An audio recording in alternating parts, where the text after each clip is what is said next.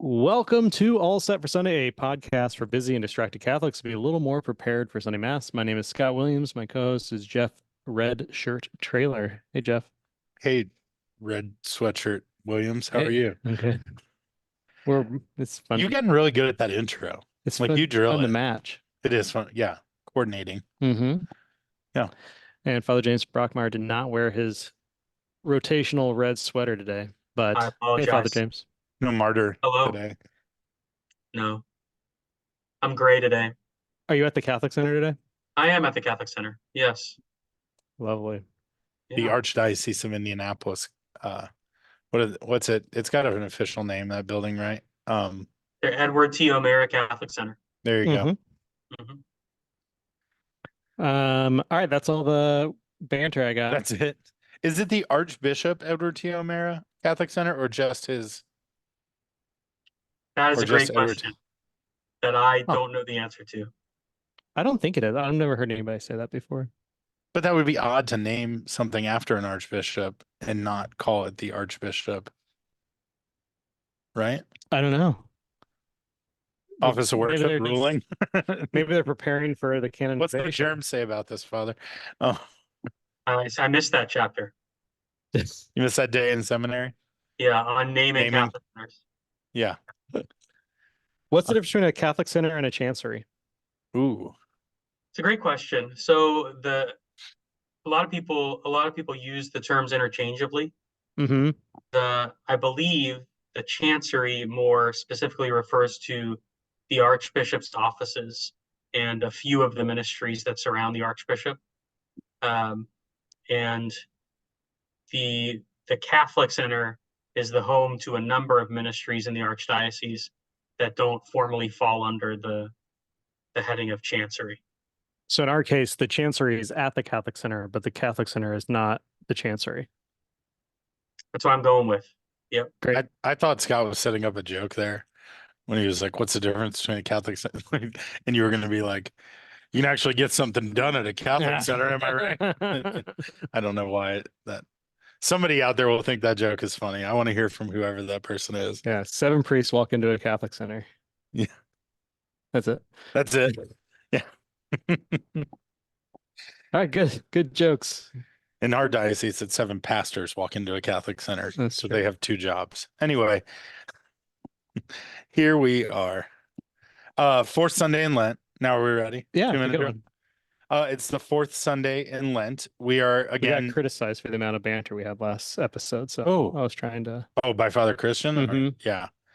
Yeah. Father Christian let us know that he listens to the podcast, but not the first part and not the last part, just the priest part. So it was really knows how to make a fella feel good. Good. Good. I'm trying to keep it short.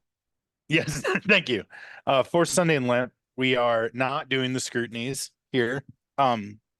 We are sticking with year B as we move through Easter. Because who needs people to come into the church? Yeah, well, we do, but we've done that before. Go back and listen to the old episodes, folks. But we've never done year B through Easter. So I don't know if I've ever heard it in a church. I don't know if I've ever been to a church during like Lent that haven't had people coming into the church. yeah, but you only have to read the scrutinies at the mass that the elect are there, correct, Father? Yes. A I lot of think times, though, typically the you still pastor do. doesn't want to prepare 2 homilies. And so the scrutiny would be at one of the masses, and then all of the masses would use that same set of readings. Huh. A lot of churches are that way. I'm trying to figure out if I heard the scrutiny or year B yesterday. I should probably not worry about it right now. We'll come back to that. Cool. We'll put in the show notes. We'll just stick with this. We'll put in the I'll drop a comment. All right. We're sticking with year B. So our first, now you made me feel bad about choosing year B. No, I was just saying I Who don't think wants I've ever people heard. coming into the church. We're learning new things today. Yes. Our first reading comes from 2nd Chronicles 36, 14 to 16, and 19 to 23. So this passage is illustrating for us the consequences between Judah's disobedience to God, which leads to their exile in Babylon. So in spite of their rebellion, God's mercy shines through in the form of Cyrus, who lets the Israelites return and rebuild their temple. So it's a good story of divine judgment tempered with mercy, right? There's a little bit of the heavy hand, but also the mercy in there from God and how he helps his people even in their darkest moments.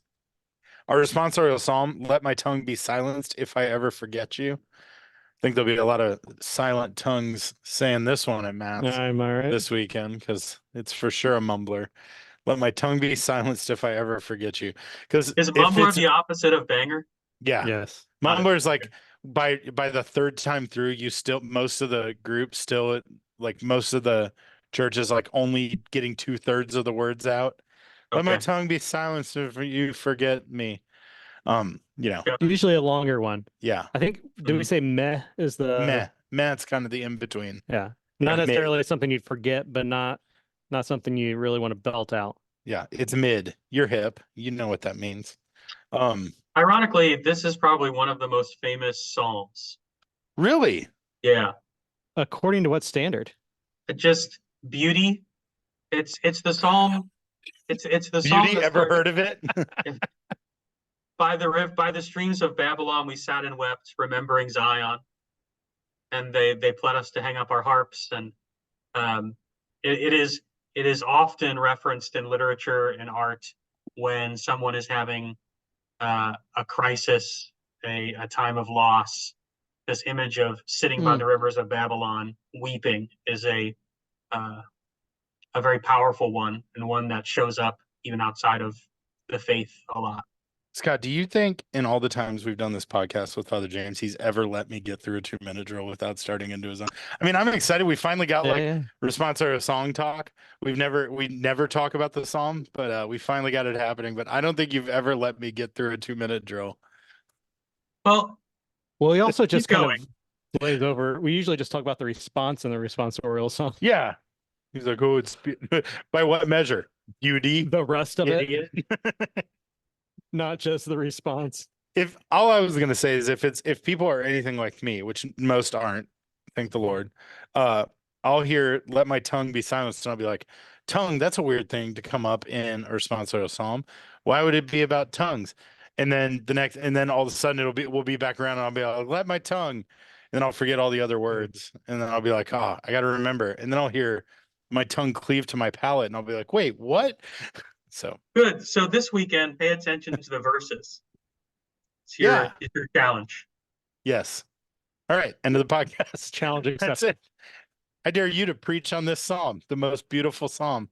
Um, our second reading comes from Ephesians, uh, Ephesians chapter 2, 4-10. So in Ephesians, Paul is revealing the profound depth of God's love and grace towards humanity. Ever heard Paul do that? He does it every once in a while. Yep. In spite of our sinful state, he talks about how God brings us mercy. A nice echo to that first reading, and that's this salvation is not earned.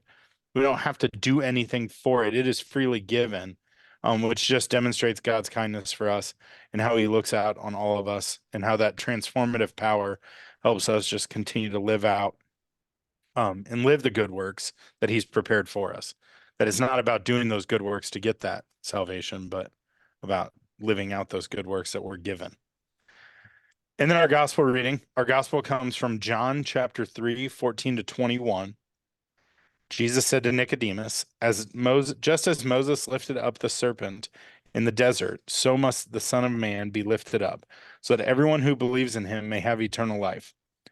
For God so loved the world, he gave his only Son, so that for everyone who believes in him might not perish, but might have eternal life. For God did not send his Son into the world to condemn the world, but that the world might be saved through him.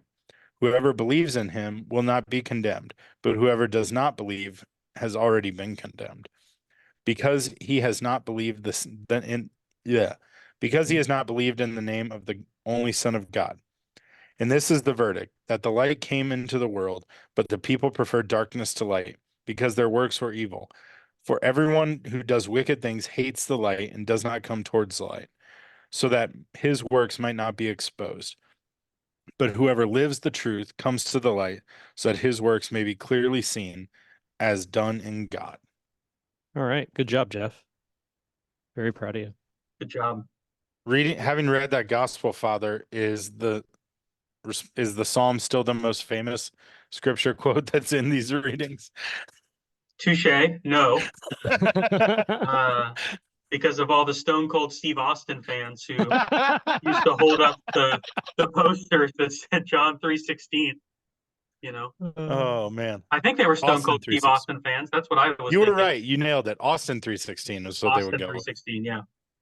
Yeah. Love it. Did Jeff get anything wrong in the readings today? No. No, nothing. I mean, he got wrong that the psalm is bad, but other than that, Oh, that was he did me. great. I didn't Oh, say okay. bad. Meh. That was me. Meh. Meh. Yeah. Mid. Mid. All right. What are you preaching on this weekend, Father? Well, I want to start by talking about Cyrus, the king of Persia. This might not be how I start my homily, but I love this story about Cyrus, the king of Persia, because Cyrus was not a lover of the Jewish people in any particular way. It's not that Cyrus came to love them and so wanted to free them and send them back to their land. God really worked through him, through his own. He worked through Cyrus's fears. He worked through Cyrus's motivations, kind of despite Cyrus himself, for the sake of having mercy on the people Israel, for the sake of them being able to go back to their promised land and rebuild the temple. Cyrus, as a conqueror and as a ruler, was a very superstitious man. And whenever he would conquer someone, whenever he would come into contact with a new religion, he kind of had the thought that it was better to make everybody's God happy than to make everybody's God mad, if that makes sense. Okay. So Okay. if he found out about a new religion, a new superstition, a new God, he wanted to honor as many gods as he could, thinking, well, I'll at least get one of them right, and then that God will be happy with me. So He hadn't read the commandments. no. But God used this. God used this to free the people Israel. He had heard the story of the grandeur of the temple, that the people Israel had been taken away from their temple and that the temple had been destroyed and that they had been living in this exile for so many years. And he decided that not only should he send the people Israel back, but that if he really wanted to make sure that the God of Israel was pleased and not mad at him for having captive his people, that he should support the rebuilding of the temple. And so he sent them back to rebuild the temple. And it was the end of the Babylonian exile and the opportunity for the people of Israel to return to their homeland, to return to the worship of God. And it's really a beautiful example of God's guidance and grace working through broken instruments, through difficult times. And I think that this is something that we see in the gospel as well, especially in the first image of the gospel. Just as Moses lifted up the serpent in the desert, so must the Son of Man be lifted up, so that everyone who believes in him may have eternal life. The serpent was biting and killing Israelites. The serpents had overcome the people Israel and was really wreaking a havoc on the people. And God instructed Moses to take one of the serpents and mount it on a pole.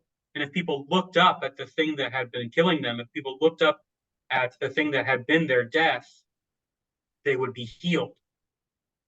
And this image we use as a preparation, a type of the image of the cross, because it's the very thing that is our biggest struggle.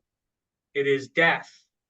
Jesus suffers and dies on the cross, and you would think that our Savior, our God, dying on the cross would be an absolute sign of death for us, an absolute sign of the end for us. It's the worst thing that could possibly happen. But God works through this through our difficulty, God works even through the seemingly worst thing that could happen to us to bring about his greatest gift. God works through, to use the language of the rest of the gospel, God works even through places that look like places of darkness to bring about light. And God's invitation to turn from darkness to light is strengthened by all of these places where we say, well, God is even bigger than the darkness. God is even bigger than our sin and its punishment. God is the one who transforms the world. And so we should be on God's side, turning from darkness to light, transforming places of darkness into places of light. So that's broadly what I'm going to be talking about in my homily this weekend. Just the conversion of Lent, the turning from darkness to light. And I know that you wanted to push away and hate on the scrutinies, Jeff. That's what I was doing. Yeah. It's good. Really, thank you for calling me out on it. Sorry. Yeah. Thank you for bringing light to the darkness that I was bringing.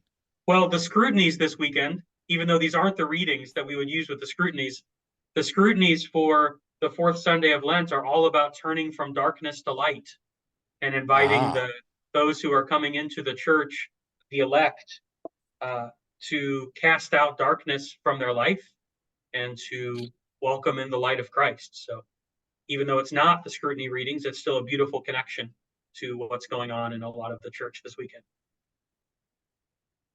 It's nice that the theme stays with. Yeah, no, it doesn't always happen. It didn't happen this past weekend. The scrutiny gospel is the healing of the blind man, literally going from darkness to light. But we have this beautiful interaction with Nicodemus this weekend, which is also about going from darkness to light. Nice. So in this, obviously, this is preparing us for the light that's coming. But in Lent, we also are in a time of, I don't want to say a time of mourning, but like a more solemn time. Where it's telling us the light's coming, but also don't run to it yet, right? We're still in a time where we should be focused on what's brought us to this darkness and what is this darkness and how do we want to turn away from this. So how do we take the time to I feel like there's a mixed piece here of hey, the light is coming, but also pump the brakes a little bit and take your time and process. I don't know, does that make is that reality? Am I hearing that correct? Yeah. I mean, it's a very challenging line in the gospel. This is the verdict. God sent the light into the world, but the people chose darkness over light. Yeah. That's we're being convicted of preferring the darkness to the light. And so this is a time for us to reflect on the ways that we choose darkness over light. And we face that and we confront that by the works of prayer and fasting and almsgiving and allowing ourselves to sort of dwell in some darkness and dwell with the cross and dwell with the difficulty of life for the sake of allowing God to enter in with his light. That's absolutely the case. Yeah, go ahead. I was just going to say, what kind of recommendations would you have for families during this time? So it's one thing to be preparing for Easter as somebody that hasn't been baptized or is entering the church or becoming Catholic, whatever it might be. And I've always struggled a little bit with, well, okay, my kids are young, but how do we still encounter Lent and this time of fasting, even though they don't fully understand what that looks like? Any suggestions? Yeah, one of the beautiful things about the church as a whole's practice of Lent is that we are all doing things together. We are all abstaining from meat on Fridays together. We are all fasting on Ash Wednesday and Good Friday together. And those requirements look a little bit different for children than they do for adults. But I think something beautiful that a family could do to mirror the church as a whole is decide on something that as a family is going to be a sacrifice. Hmm. You know, everyone being on the same page about keeping X, Y, or Z out of the house, or we all like ice cream on Sundays, or we all like um, you know movie time on Friday night, or we all like this or that. Um, everybody, it's Lent, which means right now we don't do that. And every time we come to that day of the week and we're sad that it's not movie night or ice cream night, can take an opportunity to pray as a family. And so a reminder, as the church does together, that your life of faith is not just a life of faith as individuals, but you as a family share a faith and you're living that faith together and making that offering to the Lord and work for your conversion together. And kids might not fully grasp the meaning of it at the time, but so many of the things that touch us about the faith or mold our faith over time are those things that we don't necessarily understand at the moment. Mm. I've been thinking about when I was a kid, going to Good Friday service and going up and touching the cross or kissing the cross. And I really didn't understand why the old ladies were getting down on their knees and kissing the cross, and the servers had to be there with the little white towel to get the lipstick off. That I was mostly just confused, like, why do they think that that's actually cleaning that cross? That's a whole other topic. But Pre-COVID world, am I right? Yeah. But even in the times when I didn't quite understand what was going on, I also remember thinking that the cross that my parish had was the cross of Christ. So it kind of went both ways. I both didn't understand what we were doing and thought that we had the true cross with us. Maybe it was. But I might not have understood all the symbols at the time or understood them correctly or been able to process them correctly, but they became part of my formation. They were part of my formation even before I understood what was going on. And they may not know now why they're making a sacrifice, but they may know in 5 years, like, this is what we do. I've been doing it my entire life. Yeah. This past weekend we were in out of town and we went to mass, and my 2-year-old knows no sense of volume. She said to her 5-year-old brother, she said, "Hey Dominic, look at that lady with that purple hair right there." And what she didn't know was like how deeply this lady was entering into Lent. She made her hair purple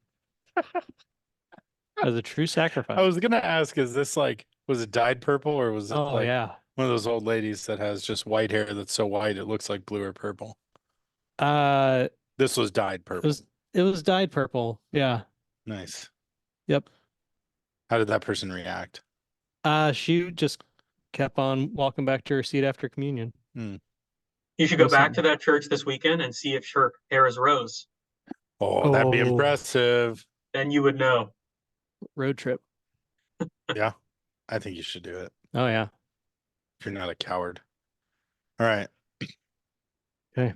Anything else? Ready for some dumb questions? Yeah. Always ready. Are you ready, Father? Great. Sounds thrilled. Are you ready for in the recent writings of Pope Francis? I'm just kidding. I do feel like sometimes we hit you with some real heavy stuff, but yes. I'm not coming with that this time. I don't think so, at least. We'll see what comes up. All right. First off, I want to give you a chance to talk about this because I know you have strong feelings on it. Oh, gosh. You have shared with me before that there are, like, a lot of times Fridays in Lent, people just default to fish, but you think there are a lot of great non-fish meatless items that are out there. I know you do. So please share your top 3 non-fish meatless fast food items that exist out there for those of us in Lent. Thank you so much, Jeff. I'll pull up my PowerPoint. I think that we overlook, beans as beans and rice as a source of protein. And I know you're thinking, well, that's really boring. But Taco Bell has this item. he's just making me play into my brand here on this podcast. But The Taco Taco Bell Bell has a priest. black bean Crunchwrap Supreme. A Crunchwrap Supreme, take out the beef, put in black beans, and it works really well for Lent, especially when you're tired of fish. It's like, gosh, it's a Friday in Lent, and I need to stop by a fast food place because I don't have much time. I guess I'm eating a fillet of fish again. You don't have to. Taco Bell has beans. It's Taco Bell my has good beans. news for the day. My goodness, that's the true gospel. And I shouldn't be passionate about it, but I am. It's okay to be passionate about it. Because Right. when I there's the clips realized for this it week. set me free from the fillet of fish. Set me free from the fillet of fish. Take these shackles off my fish. Yeah. All right. And you could go to Red Lobster. You could go eat crab legs during Lent, but and yes, it is a sacrifice. You're still not eating meat. But what if you just went to whatever restaurant you were going to go to anyway and just not eat meat there? That's a challenge. There are lots of options.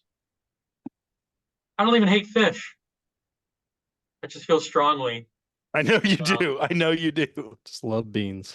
All right. This is you kind of referenced it there. So I'll just ask this question too. Like, help me understand, just make me feel better about sometimes I just really look forward to Fridays in Lent because you can get some great meals. And I used to be in this mindset of no, you should be sacrificing and have to eat a cold grilled cheese. And that's what this is about. But it's not about that. It's about abstaining from meat. Just that alone, correct? I'm looking for I need some thoughts and guidance here on so the person who goes to Red Lobster, somebody who goes to this past weekend, unbeknownst to me, Scott and Elizabeth ended up there as well. Yep. But St. Anthony Parish here in Indianapolis, one of the best Fridays in Lent I've ever encountered in my life. They have amazing fried whole fish. They've got fish fillets. They've got eyeballs, Father. Yeah. They've got ceviche, homemade ceviche, Street corn. Yeah, street corn, a fish stew. I mean, it's an unbelievably decadent meal, enough that I've been 2 weeks in a row. And so should I feel bad leaving there being oh man, that's one of the best meals I've had? And it's not I'm not penitential. Tell me I'm not a bad person, Father. I don't Please. think you're a bad person because you are abstaining from meat, which is communal sacrifice that we are making during Lent. And you are still doing that. We, as Catholics, we like to use a lot of things as reasons to gather as a community, to celebrate who we are and to celebrate our faith together. And fish fries or suppers on Sundays in Lent, even if they're really good, are ways that we do that.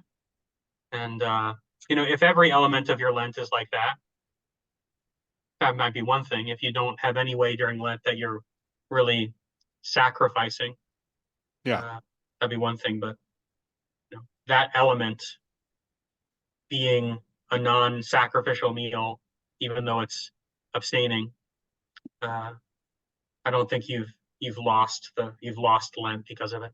Yeah, sometimes it feels like when I was a kid and I used to be I'm going to give up green beans for Lent.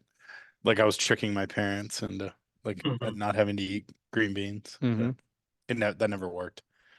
All right, Father, in the office of worship, are you in charge of we know in the church documenting sacraments, how we track and actually document and write these things down and keep them in safes at parishes and all is a big deal. Are you in charge of that? It's corduroy binders. Corduroy binders. I think being technical, pastors are in charge of that at their parishes. Yeah, but if they needed guidance on that, they would speak with the office of worship. Got it. So I was wondering if the people who record these things have to go through some sort of official training through your office, because kind of a big deal if people mess that up, right? Yeah, we have guidance. I mean, we have guidance that we can offer people, but there is no official mandatory training. Got it. I would I say think that the way it works in most places is just pastors making sure that any new person would be trained by them or the person who's gone before them. We do I think you not should start a YouTube channel. Oh yeah. Yes. I feel like, on sacramental record keeping. yeah, for sure. And Taco Bell. It's Yes. There's What a have you- merger. Yeah. Be like, what's up, fathers? This is Father James Brockmeier coming at you with another sacramental record keeping. Yeah. The name of the podcast is Don't Let the Lay People Screw It Up. Proper sacramental record keeping for the your record, a parish. layperson said that. I did not say that. Yes, I did. I am more like a lame person. Lame person. That's me. All right. We've asked you a lot of questions. I don't need to ask any of these others, but I think we could have something with this YouTube video I know. the channel. Yeah. Pray about it. Okay. Yeah. I'll The think office of about worship. what I have to say about sacramental record keeping that could fill up a YouTube show. It doesn't have to, it can be as short as like a minute. Just like Oh. show people how to open the book and write it in there. Actually, way more fun At if Taco Bell. you have like a 12-part series, but every part is like, first, let's locate the book. And that's the whole first episode. Credits roll. Yeah. I love It's it. always the difficult. It's not the standard ones that you have to figure out. It's the strange sacrament situations that you have to figure out. Sometimes Yeah. people go wild in their sacramental life. You have to figure it out. So Well, don't know that I want to we're get not into leaving that. on that cliffhanger. Is this Yeah. a teaser for your show No, yes. What's the wildest sacramental? situation? Oh gosh. You can use fake Um, names. Tef Drailer. A Catholic shows a Catholic. There are so many particular situations, and I don't know. It's not really appropriate to talk about it. But Okay. keep in mind that baptism is validly celebrated by anyone who decides to do it. And regardless of the context or whether they should have done it or not, a record needs to be kept of that. So It's fair. sometimes you find out about that and you have to figure out what to do with the record keeping. Okay. That's as vague as I'll be about it. Yeah. That makes That's as sense. specific as Like I'll be. somebody's getting married and they're like, yeah, I got baptized by my uncle. Yeah, my uncle baptized me in the sink. Oh, And then you got to go Okay. back and figure that out. we would usually hear about that around the time of First Communion. Yeah. Yeah. Perfect. All right, Father. Thank you for being on the pod again. Yeah. You're Always welcome. a joy. Good to see Bye. you. I'll try to wear the right color next time. We'll see. Bye, Father. Bye. Bye.